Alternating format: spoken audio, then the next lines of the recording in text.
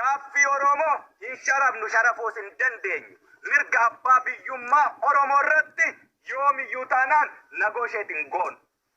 Yoo kun immoo osoo nuti nukaasiin balballi isaa banaa ta'ee nagaan xumuranna ta'e nagaatiin xumuran. Kan kanarraa hafe strategic retreat yookaan malaan duuba deebi'anii karaa biraa immoo nama marsu yeroo hundumaa pilaan B qabatanii dhufani.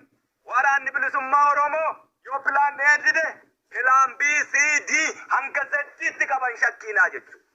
Hanga Z'ttuu ni qaba. Kanaaf marfamuu hin dandeenyu. Kanaaf of nu qawweedhanneeti. Jiila kaleessaa qabna. Uummata Oromoof kanuman dhaama. Uummanni Oromoo qaaniirra hin jiru akka malee qaanee osoo hin taane akka ajaa'ibaatti falmataa jira.